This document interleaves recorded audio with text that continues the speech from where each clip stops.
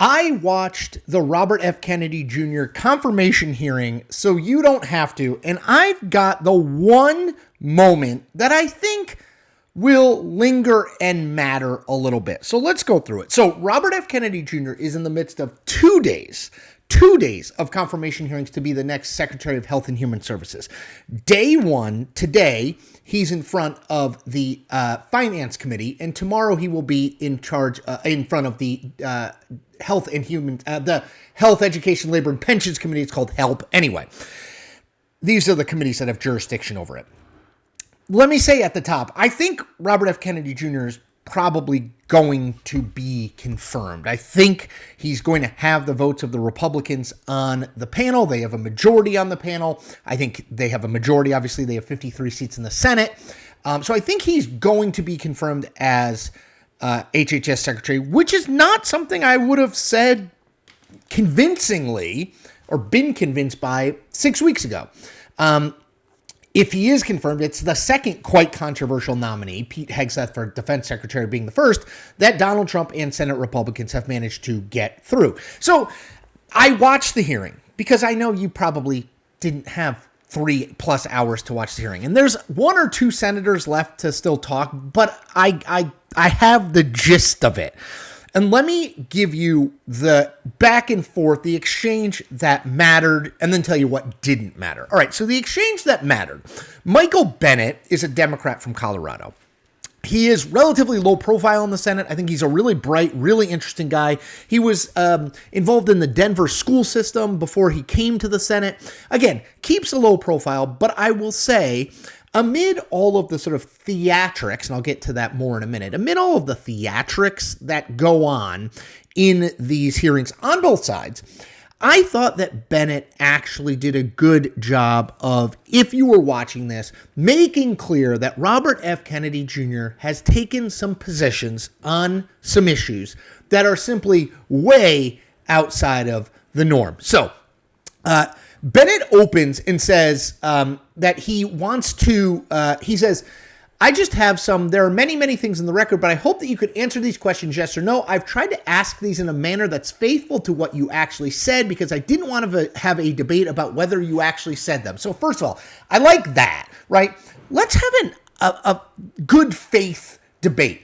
Kennedy has said some things. You don't need to take them out of context. Read the whole context, give him a chance to explain himself, and let's go forward. Okay, so I love that from Bennett, first of all, just as a general rule. So much of this stuff is posturing and theatrics and BS so these two sides can raise money when they already know how they're going to vote, and what they're doing isn't in any way helping to enlighten the public about Kennedy, how he thinks, and what he would do. Okay, so Bennett goes through a series of questions, and he says, the first one was, Mr. Kennedy, did you say that COVID-19 was a genetically engineered bioweapon that targets black and white people but spared Ashkenazi Jews and Chinese people?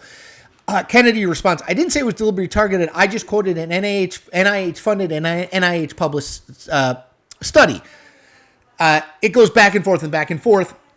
He did say it. Now, he says he was quoting a study, but I think that's useful, right? That is, COVID-19 as a genetically engineered bioweapon is something that I think people would want to know about someone who's going to be the HHS secretary.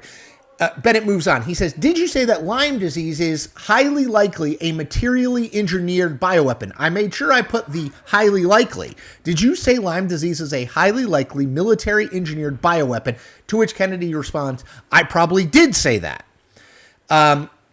Then Bennett says, did you say that exposure to pesticides caused children to become transgender? Kennedy says, no, I never said that. Bennett responds, okay, I have the record that I'll give it to the chairman and he can make his judgment about what you said. Fine.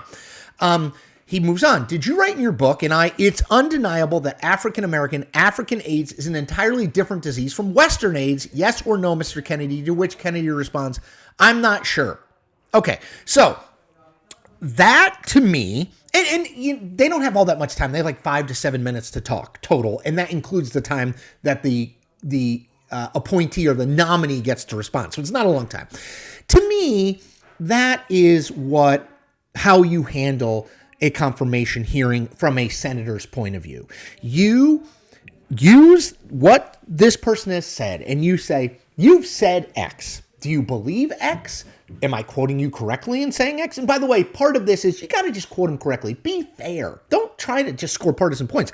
Did you say this? Why did you say it? Do you still believe it? I think that's important because I think it educates the public on the views that someone like RFK Jr. has had on COVID-19, on Lyme disease, on AIDS, because he's going to have jurisdiction over a lot of this stuff, over the federal spending that happens on some of these programs and some of these diseases. So to me, Bennett really shone there. Now, I think he also shone because so much of the other questioning from senators was garbage. The Republicans, by and large, just sought to portray Kennedy as someone who is going to shake up the health industry, which I don't think is a bad thing, right? I mean, Kennedy makes a really good point. We are spending massive amounts of money on health in this country, and our health is getting worse, not better. I think that's a fair point. They focused entirely on that. Democrats focused on that he was pro-choice, which he is, by the way, and Donald Trump is not, and also many of the things he said about vaccines and that sort of stuff. The reality of that is, while I think some of the things he said on vaccines are very, very questionable, it's not new, right? There's nothing in there where I was like, I hadn't heard that before, which means that if you don't have new things being unearthed, Kennedy's probably going to be confirmed, as I said at the start. And I just want to highlight one thing that Bernie Sanders did that I thought was just grandstanding for the sake of grandstanding. So, Robert F. Kennedy Jr. was involved in the founding of an organization called the Children's Defense Fund. Apparently, that group is now selling a unvaxxed and proud or some kind of onesie for infants. And Sanders just kept yelling, "Do you support the onesies?" at RFK Jr. Like, I'm not saying the vaccine conversation is important, but whether or not an organization that Kennedy was once involved with as a founder is selling onesies with a message about being unvaxxed, to me is not a central question of should he serve as the Health and Human Services Secretary. Does he have the appropriate wisdom, patience, knowledge to do so? It feels like gotcha politics. It feels gross. And I just think it's dumb. And I get why Sanders is doing it. He's going to get attention for that. The do you support the onesie thing is going to get played. But to me, the really important one was the Michael Bennett back and forth, in which there was actual information revealed about some of the views that RFK Jr. has espoused that are simply not borne out by fact and way out of the mainstream of liberal or conservative thought. That, to me, that's enlightening. That's what we want out of these hearings. We don't want more wormed over rhetoric from people who have already made their mind up long ago about how they're going to vote. So kudos to you, Michael Bennett.